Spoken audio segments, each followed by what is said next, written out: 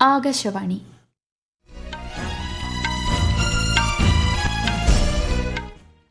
നമസ്കാരം.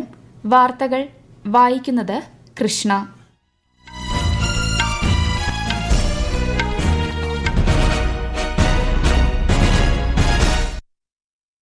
പ്രധാന വാർത്തകൾ.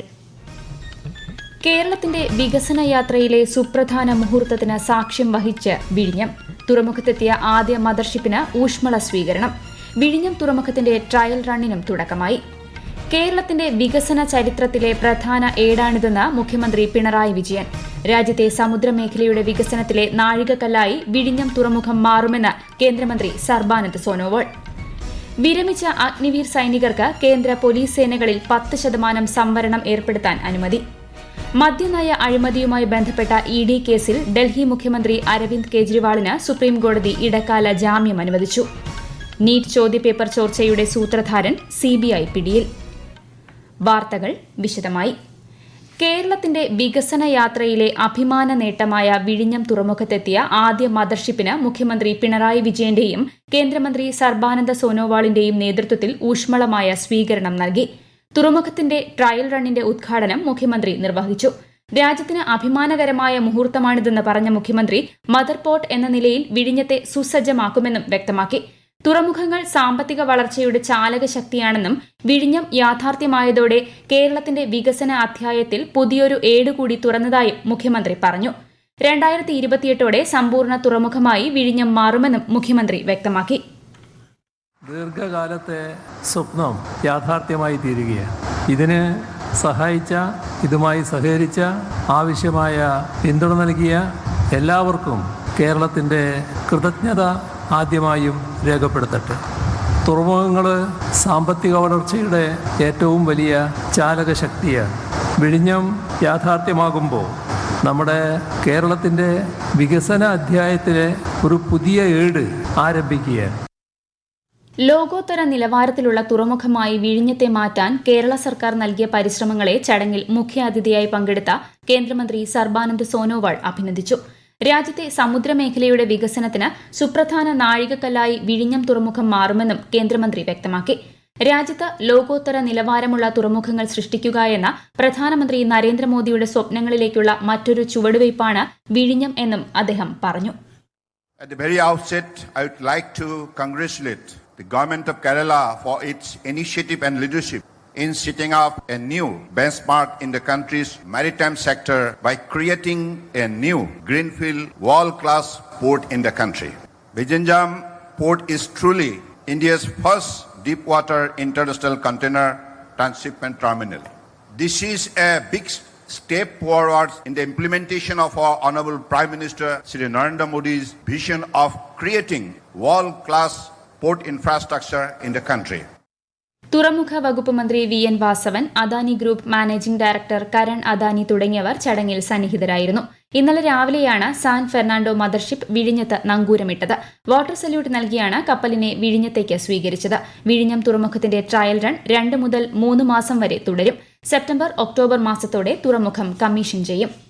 സേവനത്തിൽ നിന്ന് വിരമിക്കുന്ന അഗ്നിവീർ സൈനികർക്ക് കേന്ദ്ര പോലീസ് സേനകളിൽ 10% സംവരണം ഏർപ്പെടുത്തും. ഇവർക്ക് പ്രായപരിധിയിൽ ഇളവ് നൽകുമെന്നും ശാരീരിക ക്ഷമത പരിശോധന ഉണ്ടാകില്ലെന്നും BSF, CRPF, CISF, SSB തുടങ്ങിയ സേനാ വിഭാഗങ്ങൾ അറിയിച്ചു. കേന്ദ്ര സായുധ പോലീസ് സേനകളിലേക്ക് വിരമിച്ച അഗ്നിവീർ സൈനികരെ നിയമിക്കുന്നതിനുള്ള തീരുമാനം ആഭ്യന്തര മന്ത്രാലയത്തിന്റെ വലിയ ചുവടുവയ്പ്പാണെന്ന് CISF director general Neena Singh പറഞ്ഞു. മദ്യനയ അഴിമതിയുമായി ബന്ധപ്പെട്ട ഇഡി കേസിൽ ഡൽഹി മുഖ്യമന്ത്രി അരവിന്ദ് കെജ്രിവാളിന് സുപ്രീംകോടതി ഇടക്കാല ജാമ്യം അനുവദിച്ചു. ഇഡി അറസ്റ്റ് ചോദ്യം ചെയ്ത് അരവിന്ദ് കെജ്രിവാൾ സമർപ്പിച്ച ഹർജി ജസ്റ്റിസ് സഞ്ജീവ് ഖന്ന, ദീപാങ്കർ ദത്ത എന്നിവരുൾപ്പെട്ട ബെഞ്ച് വിശാല ബെഞ്ചിന് കൈമാറി. അതേസമയം മദ്യനയ അഴിമതി കേസിൽ CBI അറസ്റ്റിലായതിനാൽ കെജ്രിവാളിന് കസ്റ്റഡിയിൽ തുടരേണ്ടിവരും. കേസിൽ കഴിഞ്ഞ മാസം 25-നാണ് CBI കെജ്രിവാളിനെ അറസ്റ്റ് ചെയ്തത്. ഇഡി കേസിൽ മാർച്ച് 21-ന് അറസ്റ്റിലായ കെജ്രിവാളിന് ലോക്സഭാ തിരഞ്ഞെടുപ്പ് പശ്ചാത്തലത്തിൽ സുപ്രീംകോടതി മുൻപും ഇടക്കാല ജാമ്യം അനുവദിച്ചിരുന്നു. നീറ്റ് ചോദ്യപേപ്പർ ചോർച്ചാ കേസിൽ മുഖ്യ സൂത്രധാരൻ രാകേഷ് രഞ്ജനെ സിബിഐ അറസ്റ്റ് ചെയ്തു. റോക്കി എന്നറിയപ്പെടുന്ന ഇയാളെ 10 ദിവസത്തെ സിബിഐ കസ്റ്റഡിയിൽ വിട്ടു. രാകേഷിന്റെ അറസ്റ്റോടെ ചോദ്യപേപ്പർ ചോർച്ചയിൽ കൂടുതൽ വിവരങ്ങൾ പുറത്തുവരുമെന്നാണ് കരുതുന്നത്. കേസിൽ അറസ്റ്റിലായ ഝാർഖണ്ഡിലെ ഹസാരിബാഗിലുള്ള ഒയാസിസ് സ്കൂൾ പ്രിൻസിപ്പൽ അടക്കം 4 പേരെ സിബിഐ റിമാൻഡ് കാലാവധി അവസാനിച്ചതിനെ തുടർന്ന് ജയിലിലേക്ക് മാറ്റി. ബീഹാറിലെ പട്നയിൽ നിന്നും കണ്ടെടുത്ത കത്തിച്ച നിലയിലുള്ള ചോദ്യപേപ്പർ ഒയാസിസ് സ്കൂളിലെ പരീക്ഷാ കേന്ദ്രങ്ങളിലേക്ക് അയച്ചതാണെന്ന കണ്ടെത്തലിന്റെ അടിസ്ഥാനത്തിലാണ് പ്രിൻസിപ്പലിനെയും വൈസ് പ്രിൻസിപ്പലിനെയും അടക്കം സിബിഐ അറസ്റ്റ് ചെയ്തത്. ഈ വാർത്തകൾ ആകാശവാണിയിൽ നിന്ന്. ആകാശവാണി വാർത്തകളും വാർത്താധിഷ്ഠിത പരിപാടികളും all India radio news Thiruvananthapuram എന്ന യൂട്യൂബ് ചാനലിൽ ലഭ്യമാണ്. കൂടുതൽ വാർത്തകൾക്കായി @all India radio news Thiruvananthapuram എന്ന ഫേസ്ബുക്ക് പേജും @ARnews_TVM എന്ന എക്സ് ഹാൻഡിലും സന്ദർശിക്കാം. വിജ്ഞാനാധിഷ്ഠിത സമ്പദ് വ്യവസ്ഥയാണ് സംസ്ഥാന സർക്കാരിന്റെ ലക്ഷ്യമെന്ന് മന്ത്രി പി രാജീവ് ആദ്യ അന്താരാഷ്ട്ര ജെൻ AI കോൺക്ലേവിൽ സംസാരിക്കുകയായിരുന്നു അദ്ദേഹം. കേരളത്തിൽ നിക്ഷേപവും തൊഴിൽ സാധ്യതകളും വർദ്ധിപ്പിക്കുകയാണ് ജെൻ AI കോൺക്ലേവ് പോലുള്ള സംരംഭങ്ങൾ കൊണ്ട് ഉദ്ദേശിക്കുന്നത് എന്നും അദ്ദേഹം വ്യക്തമാക്കി. സംസ്ഥാന സർക്കാരും IBM ചേർന്ന് കൊച്ചിയിൽ നടത്തുന്ന ജെൻ AI കോൺക്ലേവിന് ഇന്ന് സമാപനമാകും. IAS പ്രൊബേഷണറി ഓഫീസർ പൂജ ഖേത്കറുടെ നിയമനവുമായി ബന്ധപ്പെട്ട ആരോപണങ്ങൾ അന്വേഷിക്കാൻ കേന്ദ്ര സർക്കാർ ഏകാംഗ സമിതിയെ നിയോഗിച്ചു. OBC സംവരണവും ഭിന്നശേഷിയും തെളിയിക്കുന്നതിന് വ്യാജ സർട്ടിഫിക്കറ്റുകൾ നൽകിയതായാണ് ഇവർക്കെതിരെ ഉയർന്ന ആരോപണം. സിവിൽ സർവീസ് ഉദ്യോഗസ്ഥ എന്ന നിലയിൽ അധികാര ദുർവിനിയോഗം നടത്തിയതായി പൂജ ഖേത്കർക്കെതിരെ ആരോപണം ഉയർന്നിരുന്നു. സ്വകാര്യ വാഹനത്തിൽ ബീക്കർ ലൈറ്റ് ഘടിപ്പിച്ചതടക്കമുള്ള ആരോപണങ്ങളാണ് ഇവർക്കെതിരെ ഉയർന്നത്. 2 ആഴ്ചയ്ക്കകം റിപ്പോർട്ട് സമർപ്പിക്കാനാണ് സമിതിക്ക് സർക്കാർ നിർദ്ദേശം നൽകിയത്. അസമിൽ വെള്ളപ്പൊക്കത്തിന് നേരിയ ശമനം. എന്നാൽ 26 ജില്ലകളിലെ 2500 ഗ്രാമങ്ങൾ വെള്ളത്തിനടിയിൽ തുടരുകയാണ്. 39,000 ഹെക്ടറിൽ കൃഷിനാശമുണ്ടായി. സംസ്ഥാനത്തെ നദികളെല്ലാം അപകടനിലയ്ക്ക് മുകളിൽ ഒഴുകുകയാണ്. അസമിൽ ഒറ്റപ്പെട്ട ഇടങ്ങളിൽ മഴ തുടരുമെന്നാണ് കേന്ദ്ര കാലാവസ്ഥാ വകുപ്പിന്റെ മുന്നറിയിപ്പ്. തിരുവനന്തപുരത്ത് 5 പേർക്ക് കൂടി കോളറ സ്ഥിരീകരിച്ചു. ഇതോടെ നിലവിൽ കോളറ സ്ഥിരീകരിച്ചവരുടെ എണ്ണം 7ആയി. നെയ്യാറ്റിൻകര സ്പെഷ്യൽ സ്കൂളിൽ നിന്നുള്ളവർക്കാണ് രോഗം സ്ഥിരീകരിച്ചത്. തിരുവനന്തപുരത്ത് കോളറ ബാധിത പ്രദേശത്ത് പ്രതിരോധ നിയന്ത്രണ പ്രവർത്തനങ്ങൾ ഊർജിതമാക്കിയിട്ടുണ്ട്.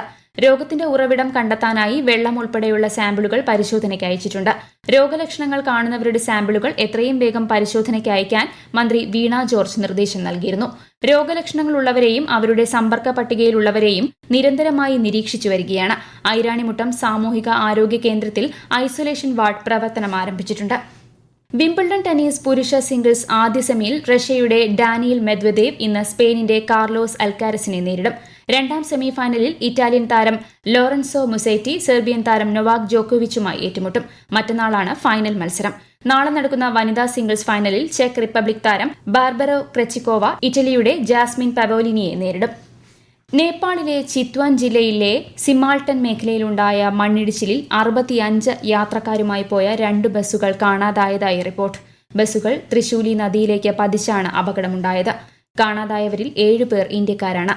ഇന്ന് പുലർച്ചെയാണ് അപകടമുണ്ടായത്. രക്ഷാപ്രവർത്തനം പുരോഗമിക്കുകയാണ്. ബ്രിക്സ് കൂട്ടായ്മ ഭാവിയിൽ പാർലമെന്ററി ഘടനയിലുള്ള സംഘടനാ രൂപം കൈവരിക്കണമെന്ന് Russian president Vladimir Putin. BRICS parliamentary ഫോറത്തിന്റെ 10ാം സമ്മേളനത്തെ സെന്റ് പീറ്റേഴ്സ്ബർഗിൽ അഭിസംബോധന ചെയ്യുകയായിരുന്നു അദ്ദേഹം. ഇതിലൂടെ ബ്രിക്സിന്റെ ആഗോള സ്വാധീനം ശക്തിപ്പെടുത്താൻ സാധിക്കുമെന്നും വ്ളാഡിമിർ പുടിൻ ചൂണ്ടിക്കാട്ടി. റഷ്യയും യുക്രൈനും തമ്മിലുള്ള യുദ്ധത്തിന് ഒത്താശ ചെയ്തത് ചൈനയെന്നാരോപിച്ച് നാറ്റോ. വാഷിംഗ്ടണിൽ US പ്രസിഡന്റ് ജോ ബൈഡൻ ആതിഥേയത്വം വഹിച്ച ഉച്ചകോടിയിലാണ് നാറ്റോ സഖ്യം ചൈനയ്ക്കെതിരെ പരസ്യമായ ആരോപണം ഉന്നയിച്ചത്. യുദ്ധത്തിൽ റഷ്യയ്ക്കുള്ള ചൈനയുടെ പിന്തുണയെ അപലപിച്ച നാറ്റോ സഖ്യരാജ്യങ്ങൾ ഉച്ചകോടിയിൽ സംയുക്ത പ്രസ്താവന നടത്തി. ഇന്ത്യ ലോകത്തെ ഏറ്റവും ജനസംഖ്യയുള്ള രാജ്യമായി ഈ നൂറ്റാണ്ടിലുടനീളം തുടരുമെന്ന് UN ജനസംഖ്യാ വിദഗ്ധ ക്ലെയർ മെനോസി. 2060ഓടെ ജനസംഖ്യ ഏറ്റവും ഉയർന്ന നിലയിലെത്തുമെന്നും പിന്നീട് നേരിയ തോതിൽ കുറയാൻ തുടങ്ങുമെന്നും അവർ വ്യക്തമാക്കി. തൊഴിൽ സേനയുടെ എണ്ണത്തിലെ വർധന രാജ്യത്തിന് അനുകൂല അവസരം സൃഷ്ടിക്കുമെന്നും UN വിദഗ്ധ ചൂണ്ടിക്കാട്ടി. പ്രധാന വാർത്തകൾ വീണ്ടും. കേരളത്തിന്റെ വികസന യാത്രയിലെ സുപ്രധാന മുഹൂർത്തത്തിന് സാക്ഷ്യം വഹിച്ച് വിഴിഞ്ഞം. തുറമുഖത്തെത്തിയ ആദ്യ മദർഷിപ്പിന് ഊഷ്മള സ്വീകരണം. വിഴിഞ്ഞം തുറമുഖത്തിന്റെ ട്രയൽ റണ്ണിനും തുടക്കമായി.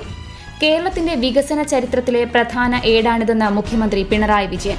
രാജ്യത്തെ സമുദ്രമേഖലയുടെ വികസനത്തിലെ നാഴികക്കല്ലായി വിഴിഞ്ഞം തുറമുഖം മാറുമെന്ന് കേന്ദ്രമന്ത്രി സർബാനന്ദ സോനോവാൾ.